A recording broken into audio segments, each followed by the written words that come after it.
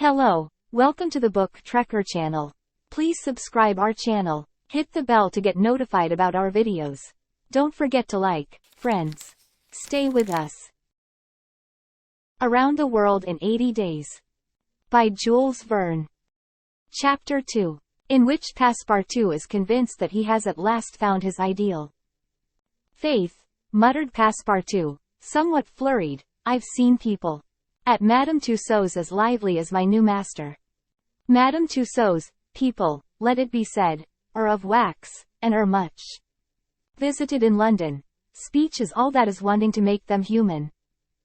During his brief interview with Mr. Fogg, Passepartout had been carefully observing him. He appeared to be a man about 40 years of age, with fine, handsome features, and a tall, well-shaped figure. His hair and whiskers were light, his forehead compact and unwrinkled. His face rather pale, his teeth magnificent. His countenance possessed, in the highest degree what physiognomists call, repose in action. A quality of those who act rather than talk. Calm and phlegmatic. With a clear eye, Mr. Fogg seemed a perfect type of that English composure which Angelica Kauffmann has so skillfully represented on canvas. Seen in the various phases of his daily life, he gave the idea of being perfectly well balanced, as exactly regulated as a Leroy chronometer. Phileas Fogg was, indeed, exactitude personified, and this was betrayed even in the expression of his very hands and feet, for in men, as well as in animals, the limbs themselves are expressive of the passions. He was so exact that he was never in a hurry, was always ready, and was economical alike of his steps and his motions. He never took one step too many, and always went to his destination by the shortest cut. He made no superfluous gestures, and was never seen to be moved or agitated.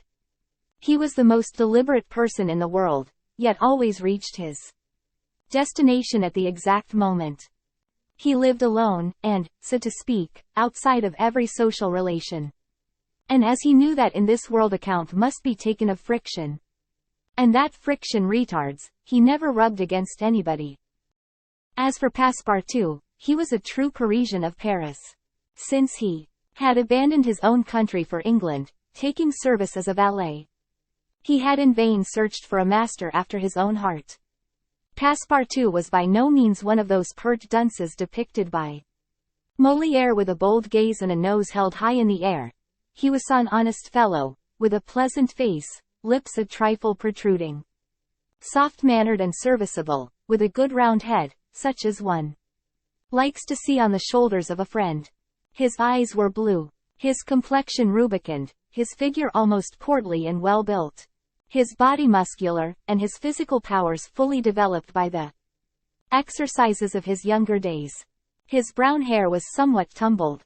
For, while the ancient sculptors are said to have known 18 methods of arranging Minerva's tresses, Passepartout was familiar with but one of dressing his own. 3 strokes of a large tooth comb completed his toilet. It would be rash to predict how Passepartout's lively nature would agree with Mr. Fogg. It was impossible to tell whether the new servant would turn out as absolutely methodical as his master required. Experience alone could solve the question. Passepartout had been a sort of vagrant in his early years, and now yearned for repose. But so far he had failed to find it, though he had already served in 10 English houses. But he could not take root in any of these. With chagrin, he found his masters invariably whimsical and irregular, constantly running about the country, or on the lookout for adventure. His last master, young Lord Longferry, Member of Parliament, after passing his nights in the Haymarket taverns, was too often brought home in the morning on policemen's shoulders. Passepartout, desirous of respecting the gentleman whom he served, ventured a mild remonstrance on such conduct, which, being ill received, he took his leave. Hearing that Mr. Phileas Fogg was looking for a servant, and that his life was one of unbroken regularity, that he neither traveled nor stayed from home overnight, he felt sure that this would be the place he was after. He presented himself, and was accepted, as has been seen. He suddenly observed, hung over the clock, a card which, upon inspection, proved to be a program of the daily routine of the house. It comprised all that was required of the servant, from 8 in the morning, exactly at which hour Phileas Fogg rose, till 11:30. When he left the house for the Reform Club, all the details of service. The tea and toast at 23 minutes past 8, the shaving water at 37 minutes past 9, and the toilet at 20 minutes before 10. Everything was regulated and foreseen that was to be done from 11:30 a.m. till midnight, the hour at which the methodical gentleman retired. Mr.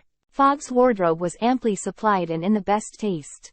Each pair of trousers, coat, and vest bore a number, indicating the time of year and season at which they were in turn to be laid out for wearing, and the same system was applied to the master's shoes. In short, the house in Savile Row, which must have been a very temple of disorder and unrest under the illustrious but dissipated Sheridan, was coziness, comfort, and method idealized. There was no study, nor were there books, which would have been quite useless to Mr. Fogg, for at the Reform, 2 libraries, one of general literature and the other of law and politics, were at his service. A moderate-sized safe stood in his bedroom, constructed so as to defy fire as well as burglars, but Passepartout found neither arms nor hunting weapons anywhere. Everything betrayed the most tranquil and peaceable habits. Having scrutinized the house from top to bottom, he rubbed his hands. A broad smile overspread his features, and he said joyfully, "This is just what I wanted. Ah, we shall get on together, Mr. Fogg and I. What a domestic and regular gentleman. A real machine. Well, I don't mind serving a machine."